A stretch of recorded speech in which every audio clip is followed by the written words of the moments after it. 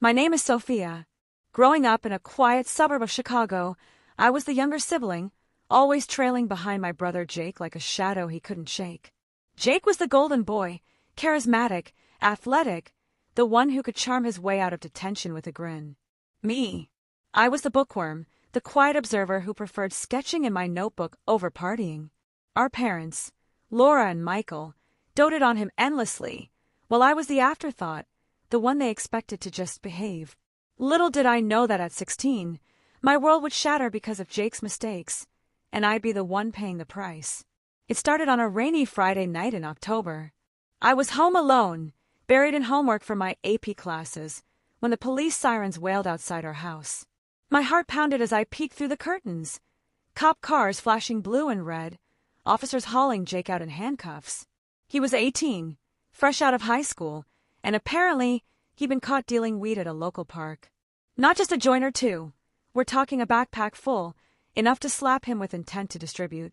The house erupted into chaos when Mom and Dad rushed home from their dinner date. Mom wailed like the world was ending, clutching Jake as if the cuffs were burning his skin.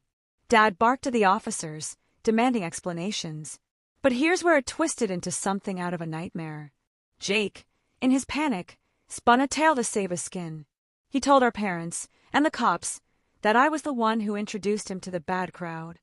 Me, the girl who'd never even skipped class. According to him, I'd been sneaking out, hanging with sketchy kids from school, and pressuring him into trying drugs. It was all lies, of course. I'd caught him smoking once in the garage and begged him to stop, but he laughed it off. Now, those words were weaponized against me. My parents bought it hook, line, and sinker. That night, as Jake sat in a holding cell, they turned on me like vipers. "How could you do this to your brother?" Mom screamed, her face twisted in betrayal. "You're the bad influence. Look at you, always so secretive, always in your room. We should have seen it coming." Dad nodded grimly, his arms crossed. "We'd given you everything, Sophia, and this is how you repay us, ruining Jake's future." I tried to defend myself, tears streaming down my face. "It's not true. Jake's lying, I'd never." But they wouldn't hear it. In their eyes, Jake was the victim, the prodigal son led astray by his delinquent sister. By morning, they'd made their decision.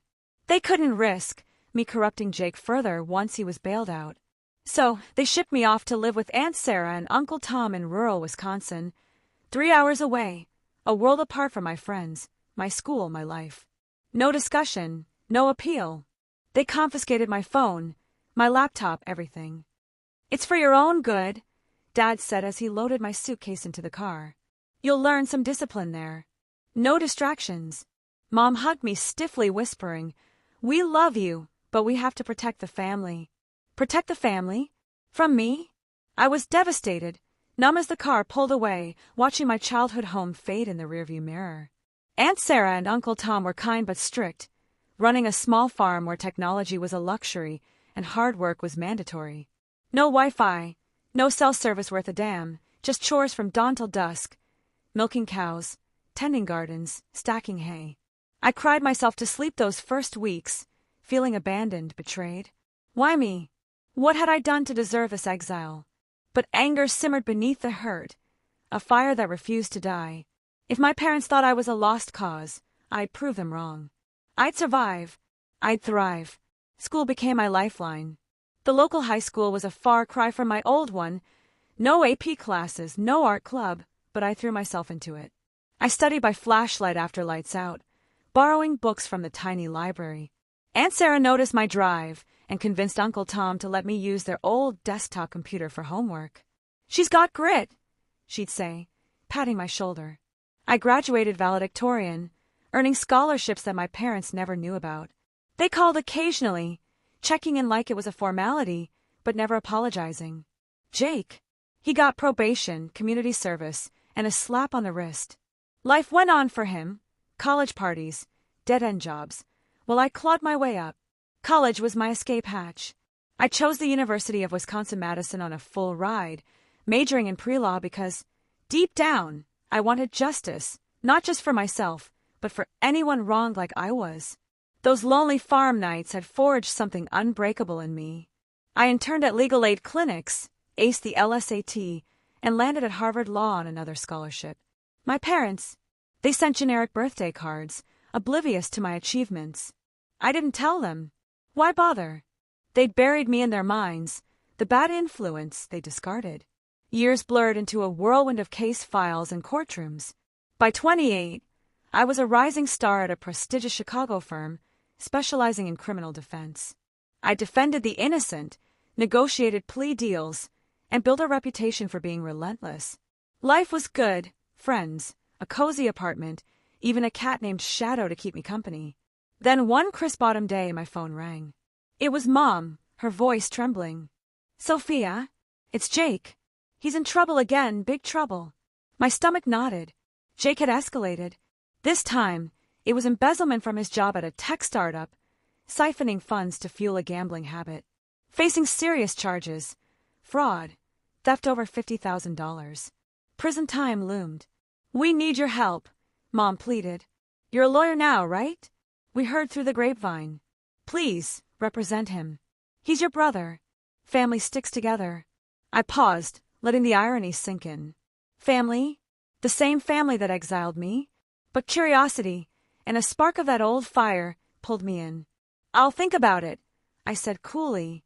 Dad got on the line next, his tone desperate. "Soph, we've made mistakes, but Jake needs you. You're the only one who can save him." Save him? From what himself? I agreed to meet them at the courthouse for his arraignment, not committing to anything. The day arrived, tension thick in the air. I dressed sharply, a tailored suit, hair pulled back, the picture of professionalism. My parents waited outside the courtroom, looking older, frielier.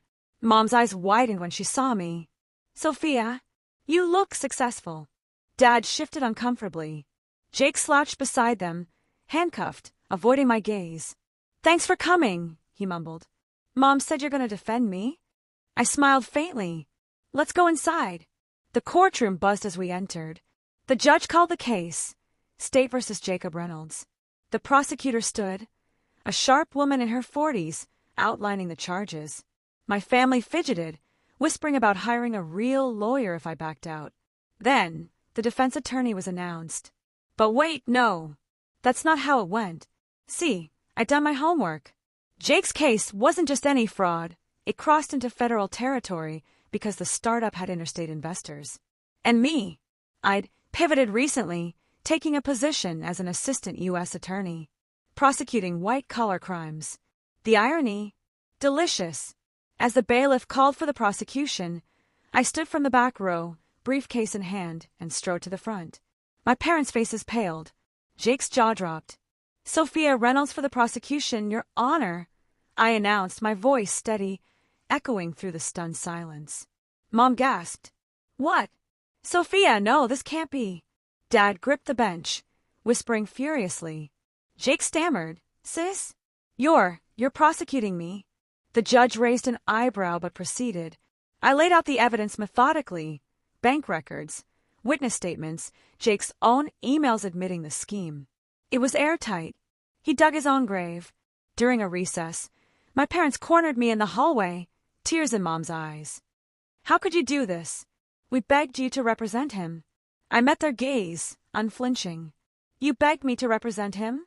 After what you did? You blamed me for his mess, shipped me away like trash. No phone, no support. You tried to bury me, to crush whatever potential I had. But I rose from that. I studied, I survived without you.